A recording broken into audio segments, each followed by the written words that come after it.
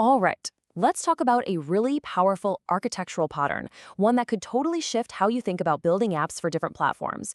It's called the Backend Forefront, or as pretty much everyone calls it, the BFF. So here's our game plan. First, we're going to look at the problem, what I call the one-size-fits-none API. Then, we'll introduce the BFF as the solution. We'll get real about the pros and the cons, see who's actually using this stuff out in the wild, and then we'll figure out if a BFF is the right call for you and your team. Okay, let's set the stage with a super common scenario. Picture this. Your team just launched an amazing web app.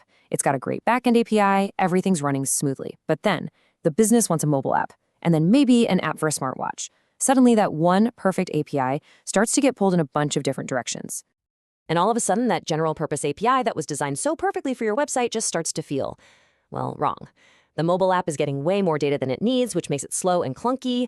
Or even worse, it's not getting enough data, which forces the app to make call after call to the server. And this is exactly where that one-size-fits-all idea just completely falls apart.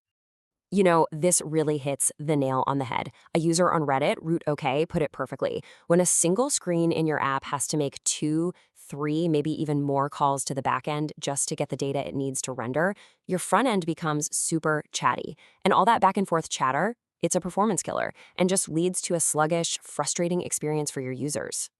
So this brings us to two classic and really annoying problems. On one hand, you've got overfetching. This is where your mobile app asks for a little bit of user info and gets back this massive data dump full of stuff only the desktop website cares about. It's a total waste of bandwidth. And then you have the opposite problem, underfetching.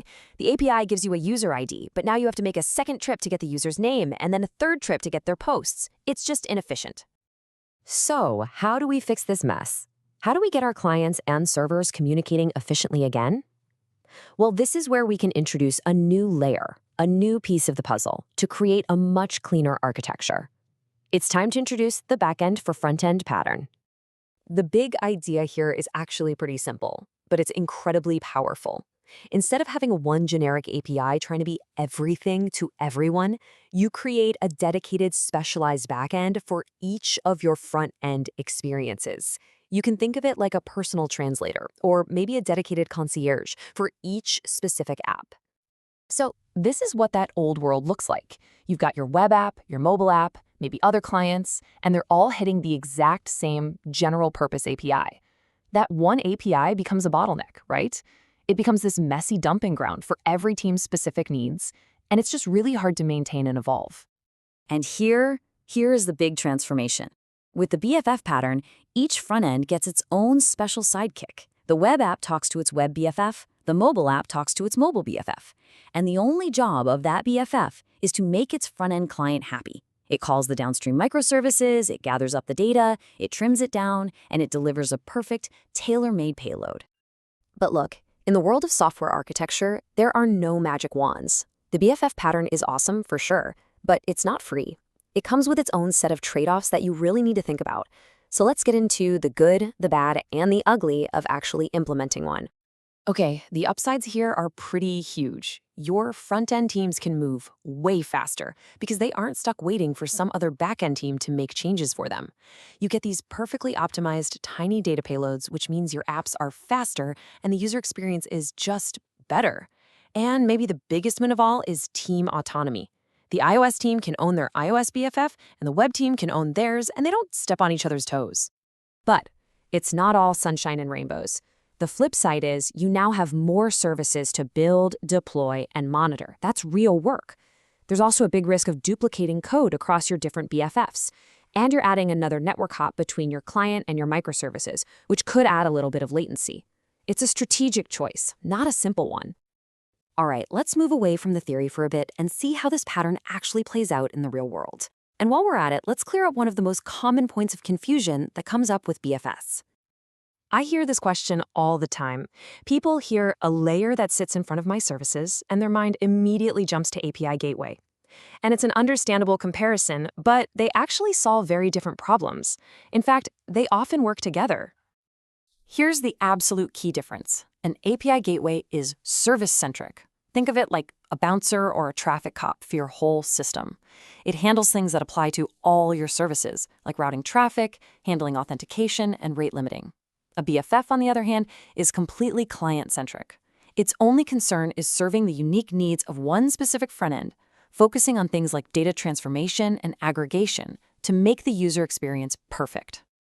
Now, this is a really important point. Beyond just shaping data, the BFF pattern gives you a massive security advantage. And this is especially true for modern single-page apps. It gives you a trusted server-side environment where you can stash all your sensitive tokens and logic, keeping them far away from the user's browser.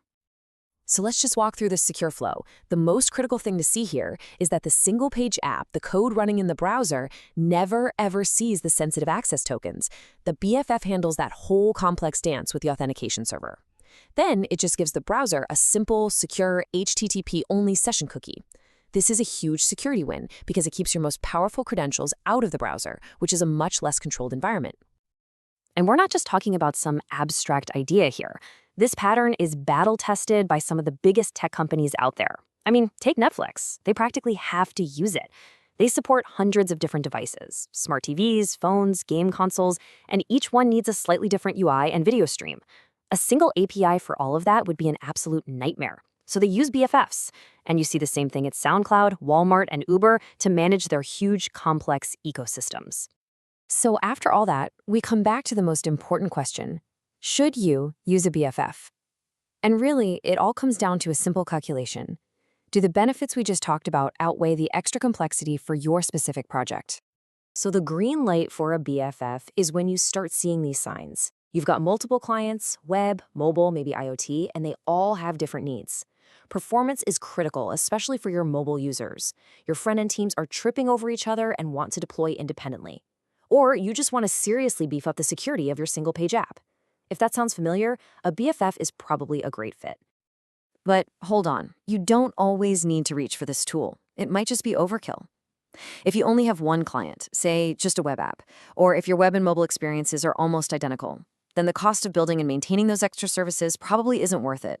Simplicity is also a feature, remember. And to leave you with one final thought, what about GraphQL? It's a technology that also promises to solve this over and underfetching problem by letting the client ask for exactly the data it needs. No more, no less. So does that make the BFF pattern obsolete? Or do BFFs still solve unique problems around things like security and orchestration that a query language just can't? That's a huge debate happening right now, and it's one that's shaping the future of how we build for the web. Definitely something to keep an eye on.